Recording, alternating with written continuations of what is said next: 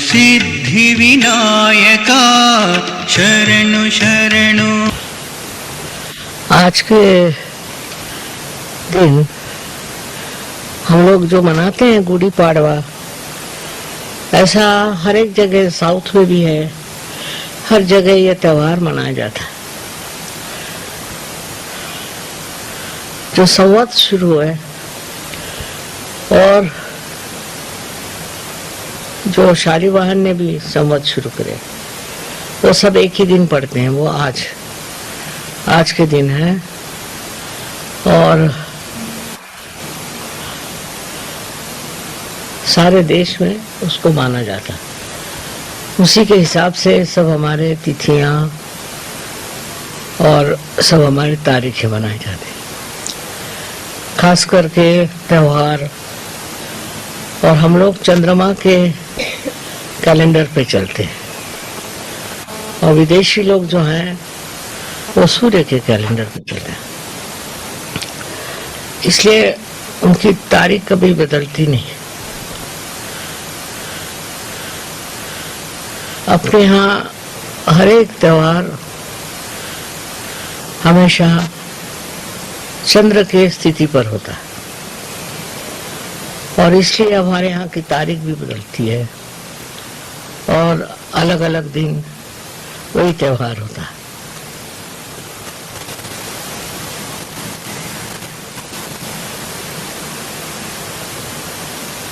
इस प्रकार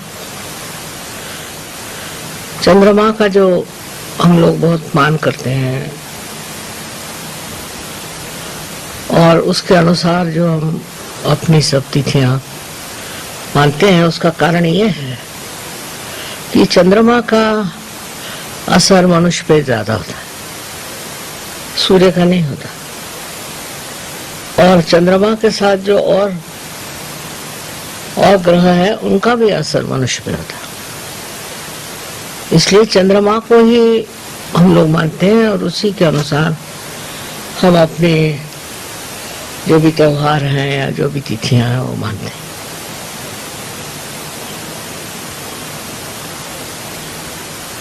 एक तारीख ऐसी जरूर है कि जो सूर्य के रूप से होता है और जब सूर्य दक्षिणायन से उत्तरायण में आता है,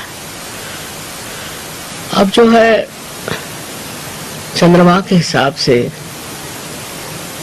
ज्योतिष शास्त्र भी हमारे यहाँ चंद्रमा के ही हिसाब से चलता है। ज्योतिष में भी चंद्रमा की स्थिति देखी जाती है, कहाँ है क्या है, और उसी के अनुसार ज्योतिष शास्त्र बनाया जाता है। और इसीलिए जो पहले हमारा कैलेंडर बनाया गया, जिसको कि हम लोग कहते हैं शालिवाहन शक, वो भी सब चंद्रमा पे ही बना हुआ। सारी तिथियां भी चंद्रमा पे बनी। तो जिन लोगों को अपनी तिथि का पता नहीं होगा वो समझ नहीं पाएंगे कि क्यों अलग अलग तिथि पे ये त्योहार आते हैं। तो जो भी हो, हमें सोचना चाहिए कि चंद्रमा का इतना महत्व हम लोगों ने किया, उसका कारण यह है कि चंद्रमा से जो हमारे ऊपर असर आते हैं उसके बारे में हम सतर्क रहें। चंद्रमा से सबसे बड़ा तो असर यह आता है कि हमारी लेफ्ट साइड उस पर आधारित है, जिसके बारे में बहुत कम लोग जानते हैं।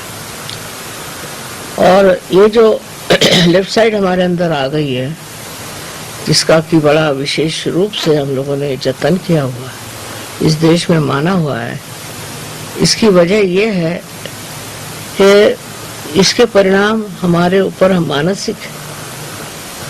लेफ्ट साइड में जो असर आते हैं वो मानसिक है और बौद्धिक नहीं है, मानसिक है, और वो उसको हम कंट्रोल नहीं कर सकते। जो मानसिक तकलीफें हैं उसको हम कंट्रोल नहीं कर सकते। चंद्रमा के जो असर है उसको हम कंट्रोल नहीं कर सकते। इसलिए चंद्रमा की वो देखी जाती थी जैसे अमावस्या चंद्रमा की होगी या पूर्णिमा होगी, तो अगर किसी आदमी में मिर्गी की बीमारी हो या इस तरह की मानसिक तकलीफ हो तो बहुत बढ़ जाए। उस वक्त में एकदम दिखाई देगा कि इनको असर आया है पूर्णिमा का, या इन पर असर आया है कि अमावस्या का। इसलिए हम लोग इस तरफ बहुत संवेदनशील है कि चंद्रमा कहाँ है, कौन सी स्थिति में है, क्या है। और इसका कैलकुलेशन हमारे यहाँ इतना बारीक किया हुआ है कि हमारे यहाँ ग्रहण कब लगेंगे और ग्रहण की स्थिति क्या रहेगी, वो कब छूटेंगे, इतना ज्यादा हमारे यहाँ उस पर विचार किया गया है और इतना हमारे अंदर उसका ज्ञान है। इससे दिखता है कि अपने देश में चंद्रमा के असर का बहुत ख्याल किया गया, विचार किया गया और उस पर इतना उन्होंने उस पर आधारित इतनी बातें करी हुई।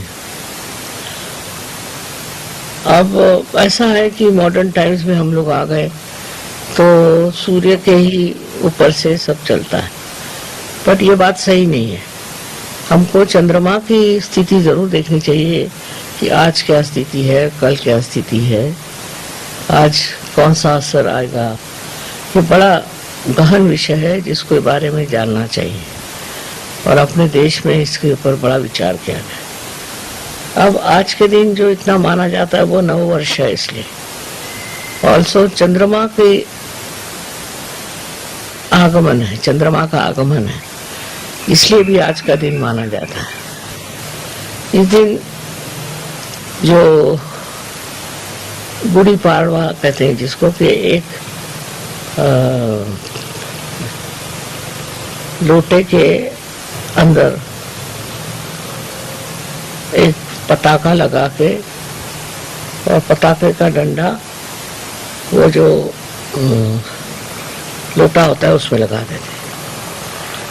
अब ये जो लोटा होता है ये रिप्रेजेंट करता है कुंडलिनी और उस पे समर्पित होकर के किया। शालीवाहन लोग जो लोग थे वो देवी भक्त थे और कहा जाता था कि ये देवी को शाली देते थे, शाल देते थे। और पर वो 7 वाहन भी कहलाए जाते शुरू में, क्योंकि वो 7 चक्रों को मानते थे, इसलिए उनको शालीवाहन कहते हैं। बाद में बदल गया, पर है 7 वाहन और 7 वाहन से अब शालीवाहन हो गए। और शालीवाहन के प्रतीक कोई बनाते हैं कि ये गुड़ी खड़ी करेंगे। गुड़ी माने जिसको कहना चाहिए कि झंडा है, वो प्रतीक रूप। और उसके ऊपर में एक जो लोटा होता है उसका भी एक पर्टिकुलर शेप होता है, उससे होता है। वो भी कुंडलिनी का द्योतक है, तो वो कुंडलिनी के पुजारी थे, कुंडलिनी को मानते थे, इसलिए उन्होंने वो चीज इस तरह की बनाई है। और जो मानता है वो ऐसी गुड़ी अपने घर में खड़ी करता है, एक कहना चाहिए ऐसा झंडा लगाता है। तो इसका कारण वही है कि वो लोग चाहते थे कि हम इस दिन कुंडलिनी का स्वागत करते और कुंडलिनी का विशेष रूप से वो प्रदर्शन करते थे। लोगों को पता ही नहीं कि ऐसा क्यों करते हैं, बस प्यार है, वही चीज करते रहते हैं, पर पूछना तो चाहिए कि ऐसा क्यों, ये क्या चीज है। तो क्योंकि वो 7 वाहन थे, 7 वाहन को मानते थे और कुंडलिनी के रक्षक थे, कुंडलिनी की पूजा करते थे, इसलिए उन्होंने इस तरह से अपना नववर्ष शुरू किया। और नववर्ष में उन्होंने ये द्योतक मतलब ऐसी मनाया कि एक लोटा हो और उसके नीचे ये झंडा, ये गुड़ी लगाई जाए।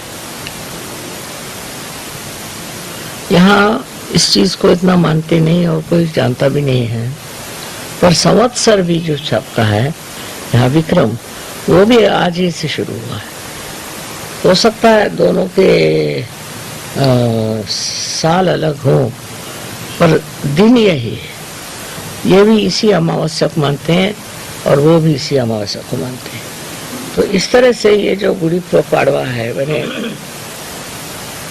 ये जो चीज है ये सभी दोनों इसमें माना जाता है। अमावस्या नहीं होती, प्रथमा जिसको कहते हैं पहला दिन, वो है आज। इसीलिए आज चंद्रमा वगैरह कुछ नहीं आकाश में, पूरा अंधेरा है। पर हम लोगों को जानना चाहिए कि हमारे देश के अंदर ये क्यों होता है और उसके अंदर इसकी क्या विशेषता है। जब तक हम लोग अपने देश के बारे में नहीं जानेंगे, हमें उसके प्रति आदर, उसके प्रति में प्रेम नहीं हो सकता। बहुत बड़ी बड़ी गहरी चीजें हैं, और वो गहरी चीजें हम जानते ही नहीं क्या है। अब कह दिया कलिजुग है, ये कलिजुग क्यों है, कैसे आया, इसका क्या मतलब है, ये सब हम लोग जानते नहीं है, सिर्फ सुन सुन के बातें करते हैं। और इसकी बड़ी भारी कहानी है कलयुग की, परीक्षित राजा के टाइम की।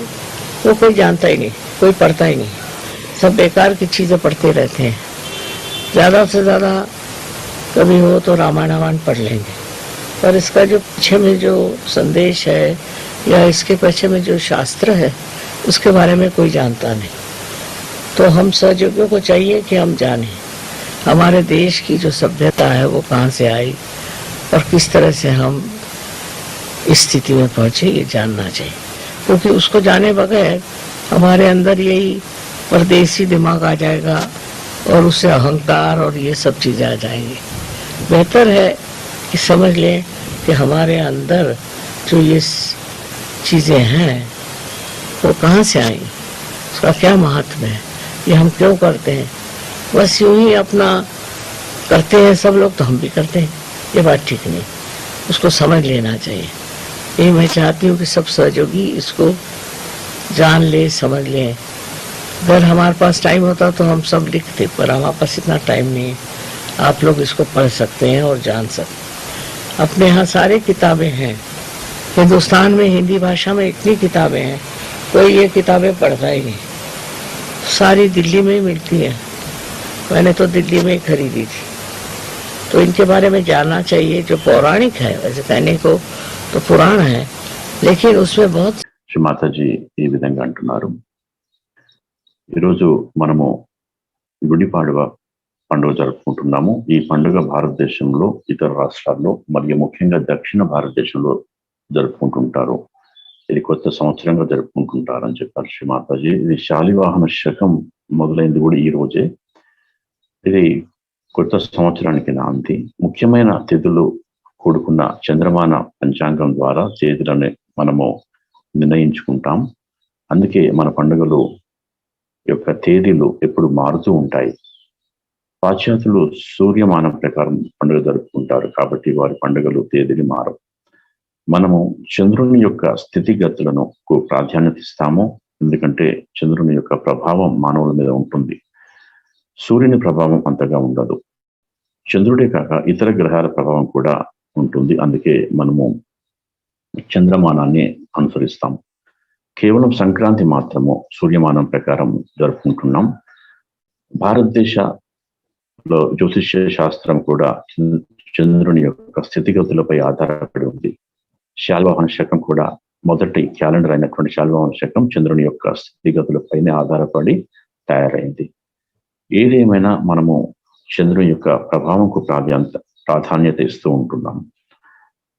అతి ముఖ్యంగా ఈ ప్రభావం మన ఎడమ పార్శ్వం మీద ఉంటుంది. అందువల్ల మానసికమైన స్థితులపై ప్రభావం చూపిస్తూ ఉంటుంది. అది ఇక్కడ భౌతికపరమైనటువంటి విషయాలపై చూపదు. ఎప్పుడైతే మానసిక సమస్యలు చంద్రుని ద్వారా ప్రభావం చూపుతున్నాయో వాటిని నియంత్రించలేము. అందుకే అమావాస్య పౌర్ణమి రోజుల్లో మానసిక సమస్యలు తీవ్రమవుతాయి. అందుకే మనము చంద్రుని యొక్క స్థితిగతులను మరియు చంద్రగ్రహణాలను లెక్క కడుతూ చాలా జాగ్రత్త వహిస్తుంటాం. ఈ ఆధునిక కాలంలో ఏ పండుగలైతే సూర్యమానం ప్రకారం జరుపుకోవడంతో ఆ విధంగా కాకుండా చంద్రుని యొక్క స్థితిగతులు మరియు రోజువారీ ప్రభావం గమనిస్తూ ఉండడం చాలా మంచిది. ఇది చాలా లోతైన విషయం కూడా. ఇది మన అందరికీ తెలిసి ఉండాల్సినటువంటి విషయం. ఈ రోజు కొత్త సంవత్సరాన్ని ఆహ్వానించుకుంటున్నాము. దీన్ని గుడి పాడవ అని కూడా అంటాము. ఈరోజు ఒక కర్రకు ఒక చెంబును బోర్లించి దానికి చిన్న జెండాని కడతాము. శాలివాహన రాజులు దేవి భక్తులు, దేవికి శాలువాను సమర్పణ ఇవ్వడము ఒక సాంప్రదాయం. మొదటిగా వీరిని శాతవాహన అనేవారు. ఇది 7 చక్రాలకు ప్రతీక. ఈ శాతవాహన పేరు కార్యక్రమంలో శాలివాహన పేరుగా మారింది. గుడి అంటే ఒక కర్ర, దానికి ఒక ధ్వజము, దాని మీద ఒక చెంబును బోర్లించి, ఈ చెంబు కుండలినికి ప్రతీక. అంటే శాలివాహనులు కుండలిని పూజించేవారని అర్థమవుతుంది. వారు ఈ విధంగా కుండలినికి ఆహ్వానం పలికేవారు. ఈ విషయాలు ఏమి తెలియకుండా ప్రజలు యథాలాపంగా ఈ పండుగను నిర్వహించుకుంటున్నారు. ఈ రోజు నుండే కొత్త సంవత్సరం మొదలు అవుతుంది. ఈ విధంగా ఈ పండుగ యొక్క ప్రాముఖ్యత ఎందుకు జరుపుకుంటున్నామో తెలియకపోతే దేశం ప్రేమ, గౌరవం ఉండదు. ఈ దేశం గురించి చాలా విషయాలు తెలుసుకోవాలి. మనము ఎప్పుడు కలియుగము అంటుంటాం. ఎందుకు అంటాం తెలుసా?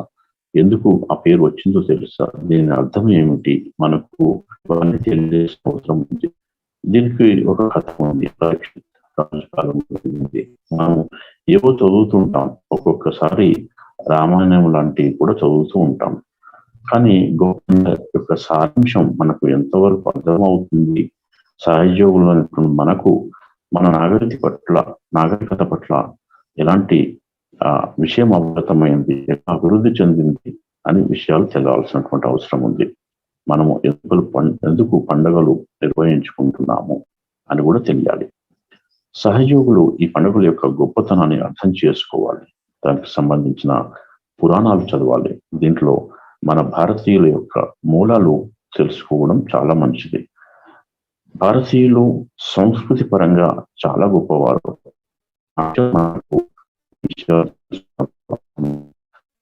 విషయం ఏంటంటే, మీరు పురాణాలు చదివినట్లయితే మతం యొక్క గొప్పతనం కూడా మీకు అర్థమవుతుంది. ఇది మనకు ఒక దిశను నిర్దేశిస్తుంది.